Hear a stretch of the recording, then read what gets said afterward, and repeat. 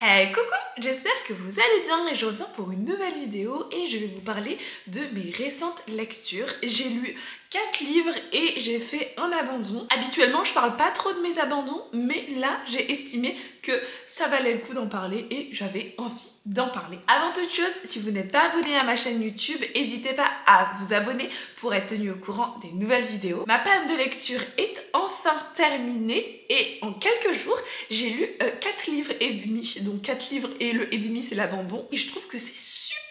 Enfin en même pas 9 jours j'ai lu 4 livres et demi, mais waouh, c'est incroyable, je retrouve un rythme de fou. Bon, en même temps je suis au chômage donc j'ai vraiment beaucoup de temps pour lire, mais on va commencer sans plus tarder. En premier, j'ai terminé 10 Deadly Prophecies écrit par Andrea Tang que j'ai reçu en service presse des éditions Ozu. Dans cette histoire, on va suivre Tabata Zeng qui est une jeune lycéenne. Elle est également l'apprentie d'un célèbre prophète, sauf qu'en fait celui-ci va lui annoncer qu'il va mourir dans quelques temps, qu'elle devra appeler directement Kaloum une fois que elle aura appris sa mort. Pas vraiment très spoilant parce que ça se passe dans les même pas 50 premières pages. Évidemment on sait déjà que le prophète va mourir, sauf qu'en plus elle va être accusée d'avoir tué le prophète. Elle va essayer avec l'aide de Kaloum de mener son enquête pour savoir qui a bien pu tuer le prophète, qu'est-ce qui a bien pu se passer, et de trouver parmi les quelques suspects qu'il y a, qui est la personne qui aurait pu le tuer. Le résumé me donnait vachement envie et plutôt sympa, parce que j'avais envie en fait de savoir plus sur les prophéties, sur pouvoir et en même temps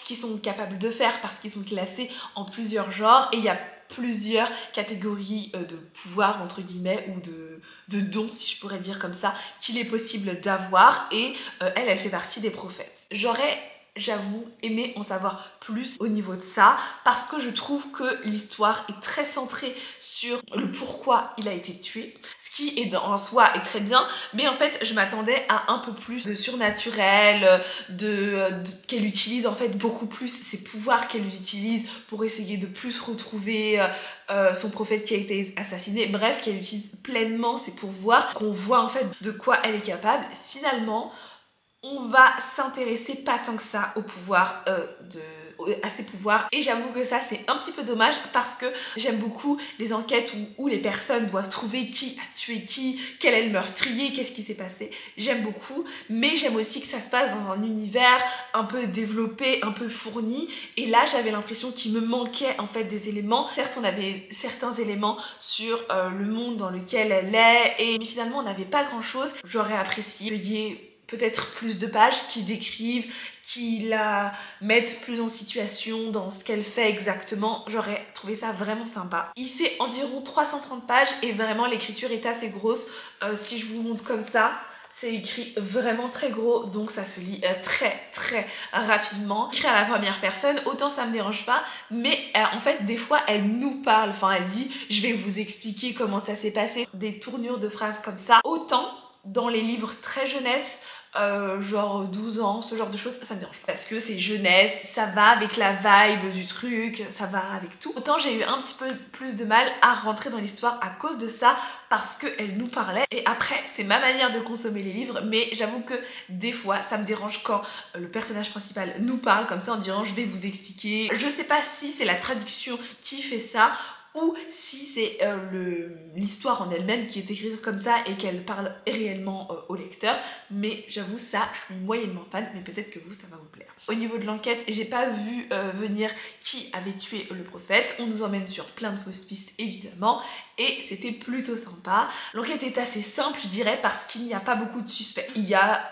5 ou 6 suspects, quelque chose comme ça, mais vraiment pas beaucoup, donc c'est pas comme si on ne connaissait pas le suspect, parce que vous savez dans certains livres il y a vraiment beaucoup de personnages, ou même dans les Cozy Mystery c'est un village et on connaît pas forcément le meurtrier ou la meurtrière, et là et ben du coup il n'y a pas beaucoup de suspects. Enfin, au fur et à mesure qu'on avance un tout petit peu plus dans l'histoire, on les connaît tous et on sait que l'un d'eux est coupable, donc on n'a pas de doute là-dessus, il faut juste trouver qui l'a vraiment tué. Au final c'était une lecture sympa mais sans plus. Je pense que ça m'aurait beaucoup plus plu s'il y avait eu un peu plus de surnaturel, du moins qu'on la voit plus utiliser ses pouvoirs. Mais si vous cherchez une enquête avec un fond de prophétie, un fond un peu surnaturel et tout, ça peut être assez sympa et ça pourrait peut-être vous plaire. Ensuite, j'ai lu Noir et debout, écrit par Julianne Goodman. Je vous en avais parlé très rapidement dans mon vlog précédent. Je l'ai reçu en service presse de la part de la maison d'édition Young Novel. Dans cette histoire, on va suivre Beau qui va apprendre le décès de sa sœur, sauf que sa sœur Katia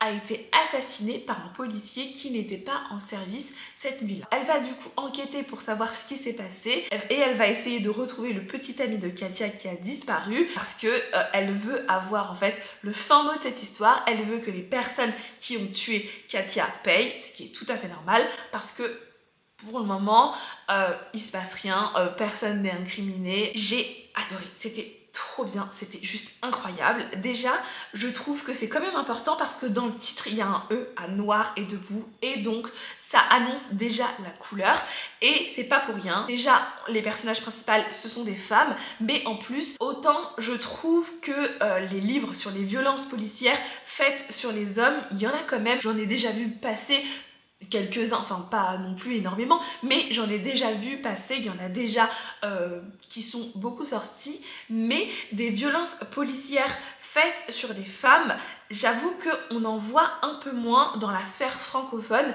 et j'ai trouvé ça vraiment bien. Et ce qui est quand même intéressant, c'est que Beau dans cette histoire fait le parallèle avec certaines affaires policières qui se sont passées concernant des violences policières faites sur des hommes et qu'on en a entendu beaucoup plus parler dans les médias ou dans ce genre de choses, contrairement à l'affaire qui est en cours dans ce livre-là, du coup avec le décès de Katia, qui en tout cas Beau trouve qu'on en parle beaucoup moins, que au bout de quelques jours c'est terminé, que certes il y a eu des personnes qui se sont intéressées au départ, notamment lors de son enterrement à Katia ou d'autres moments un peu emblématiques comme ça. Et elle dit que par exemple il y a 2 personnes qui ont été victimes de violences policières et c'était des hommes noirs, et là quand c'était une femme noire, ben il n'y a pas eu de grandes manifestations dans le cas de Katia et que ça aurait été important pour elle que Katia ne soit pas oubliée. C'est un élément qui revient énormément dans cette histoire. Beau ne veut pas que sa sœur Katia soit oubliée, elle veut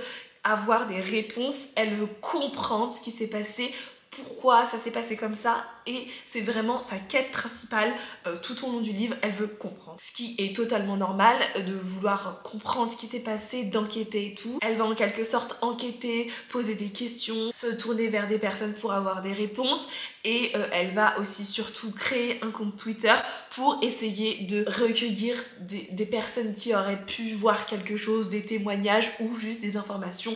Comme Twitter, parfois ça peut être un peu anonyme ou du moins on ne dévoile pas du coup tout de suite son identité, et ben elle se dit que elle pourrait avoir des témoignages comme ça. Je trouve que c'est pas forcément évident à lire parce que on voit beaucoup de racisme. Elle fait aussi parfois des parallèles entre les personnes qui viennent d'une cité et les personnes qui ne viennent pas d'une cité.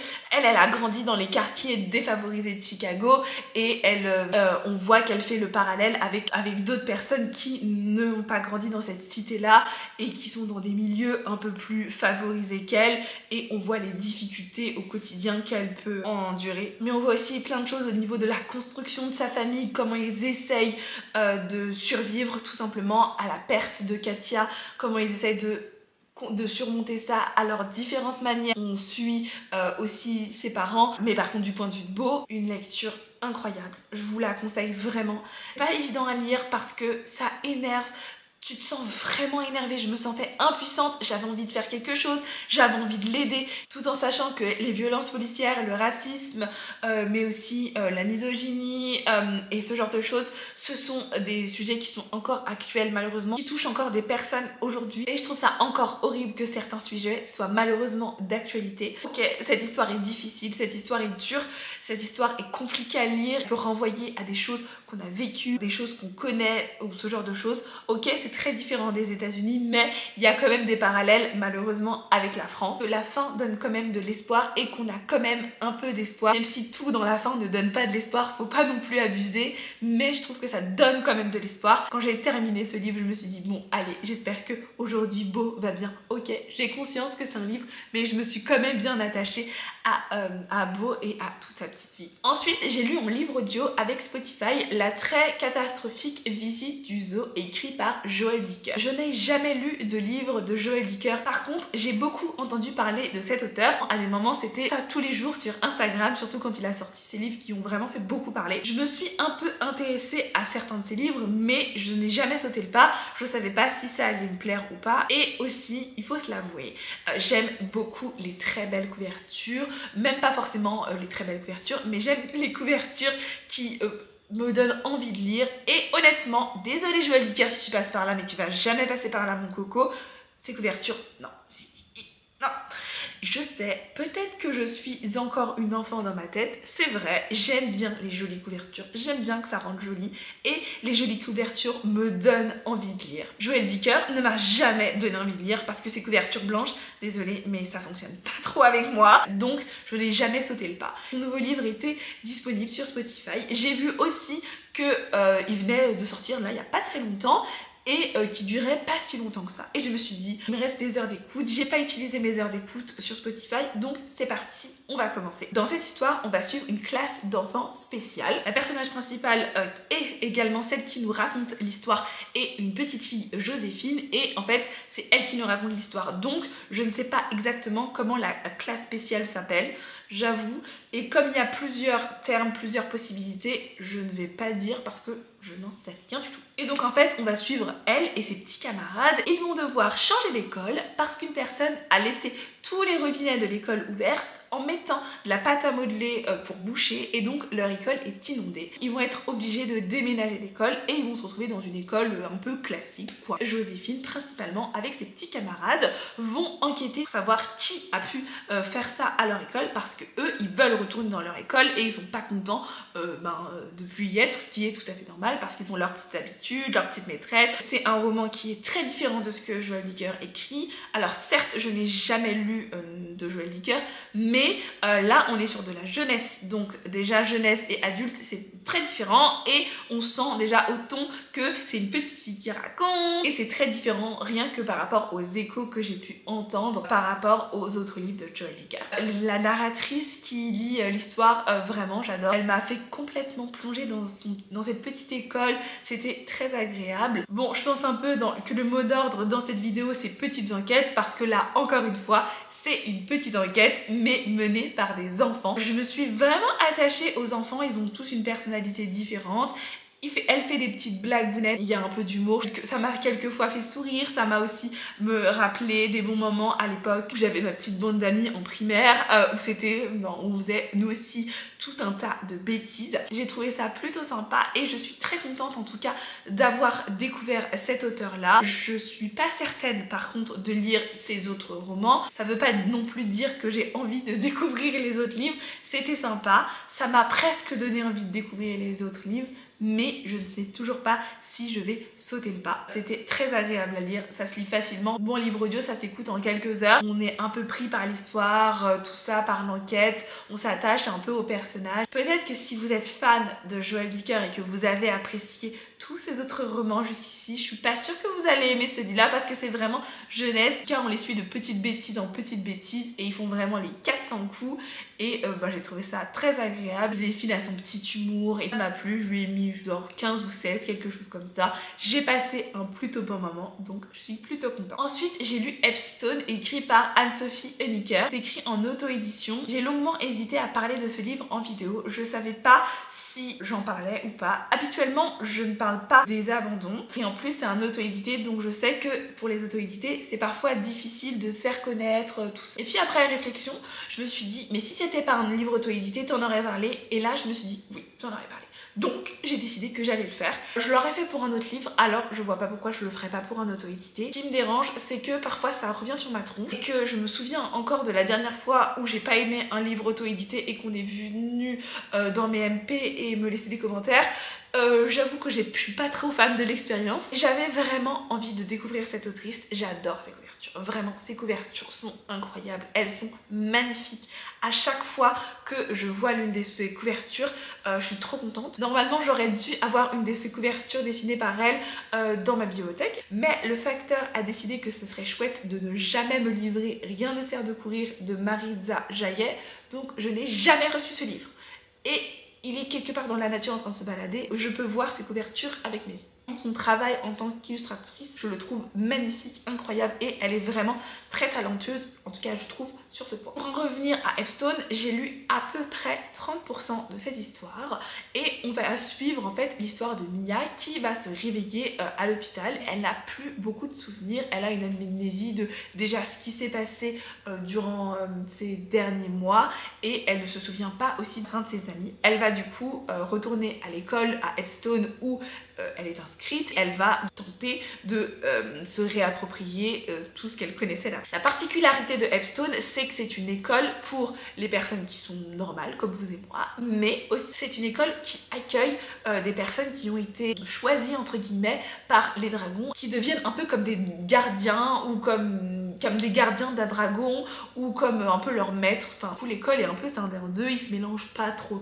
J'ai pas eu de problème au premier abord avec cette histoire puisque j'ai bien aimé en fait les dragons. Elle était à 30%, donc évidemment je ne suis pas rentrée plus dans les détails. Enfin, on commence à voir les dragons, les liens qui se tissent entre Mia et son dragon, mais aussi on voit un tout petit peu les autres dragons, en tout cas dans les 30 premiers pourcents. Et on comprend aussi qu'il y a un enjeu sur le jour où elle a eu son accident et qu'elle se retrouvait à perdre une partie de sa mémoire. Globalement, l'histoire, franchement, j'aurais pu continuer. L'histoire est plutôt sympa, on s'attache au personnage, on a envie d'en savoir plus, tout ça, l'histoire est sympa. Mais il s'avère que pour décrire un personnage, l'autrice utilise la métisse. J'avoue, vous savez, je suis pas forcément fan qu'on utilise la métisse, je lui laisse utiliser son terme, il n'y a pas de souci. Et sauf que dans les 8 chapitres, la métisse est utilisée 10 fois. Ça a commencé à me poser problème. Autant, la première fois, bon vas-y, tu la décris, ok, pas de souci, décris-la. La deuxième fois, bon vas-y, pas de souci, tu peux la décrire. Mais là, c'était vraiment beaucoup trop pour moi. Ce aussi, c'est que quand je commence à remarquer ça, je peux pas passer outre. À chaque fois que je voyais qu'elle utilisait encore la métisse pour décrire ce personnage-là, j'étais là. Oh mais ça suffit, je sais pas, utilise autre chose, utilise son prénom ma belle, je sais pas, son prénom. Il y a deux choses qui m'ont énervée. Déjà, utiliser 10 fois la métisse pour un personnage, à chaque fois qu'elle parle, j'ai trouvé ça beaucoup, vraiment beaucoup. Pour 8 chapitres, je crois à peu près, ça fait vraiment beaucoup. À chaque chapitre, presque, il y avait écrit la métisse et j'étais là, mais c'est pas possible. Utilise son prénom, utilise un autre terme pour la décrire si tu veux. Ça m'aurait énervé aussi si elle avait utilisé un autre terme, par exemple la professeure. Peut-être j'aurais remarqué un peu plus loin, mais ça m'aurait saoulé. Je me suis dit bon bah c'est bon, on a compris que c'est une professeure quoi, change quoi, je sais pas. Au bout d'un moment, je me suis dit bon, j'arrête, je fais une pause et on va voir ce qui va se passer. Donc j'ai fait une pause et puis je me suis dit bon, j'aime bien l'histoire, mais ça m'énerve qu'elle utilise tout le temps ce terme, donc je vais voir combien il y a écrit de fois la métisse dans toute l'histoire. Pour remettre un tout petit peu de contexte, je l'ai lu pendant une de mes insomnies sur Kindle, et donc sur Kindle on peut rechercher le nombre exact de mots qu'il y a dans un livre. Je me suis dit c'est le début et qu'après ça va se calmer. Si ça se calme dans les prochains chapitres, j'accepte. J'ai recherché et j'ai trouvé qu'il y avait 34 fois le mot la métisse. Et là, j'ai dégringolé de 30 étages et je me suis dit, c'est pas possible. En sachant qu'il y a 372 pages, je vous laisse faire le calcul, mais c'était trop pour moi. Et du coup, j'ai décidé que j'abandonne parce que même si l'histoire a l'air bien, même si j'avais envie d'en savoir plus sur les dragons, j'avais envie de découvrir Mia et tout, j'arrivais pas à passer outre. Je sais pas, c'était trop. Mais surtout, c'est que ce livre m'a énervée parce que j'ai remarqué qu'il y avait écrit la métisse plusieurs fois, que ça m'a énervée et que au bout d'une dizaine de fois, j'en avais marre. Malheureusement, j'ai fait un focus là-dessus et quand tu fais un focus sur un mot, sur un livre et que tu le vois encore et encore apparaître, j'y arrive pas à passer outre et je sais qu'au final, j'aurais pas autant apprécié ce livre à sa juste valeur. Comme je le répète tout le temps sur cette chaîne, pour moi, aujourd'hui, la lecture, c'est un loisir. La lecture, c'est quelque chose qui me fait me sentir bien. Ça m'emmène dans ma bulle. Je me sens contente, je me sens heureuse. Ça me fait me sentir ailleurs, autre part. Ça me fait vivre d'autres vies. Et ok, je suis d'accord, parfois il y a des livres qui t'énervent, mais qui sont des sujets durs, qui sont des sujets difficiles, d'accord. Mais là, ça m'énervait Laetitia. La Laetitia qui était dans le présent en train de lire le livre, elle était vraiment trop énervée pour passer outre.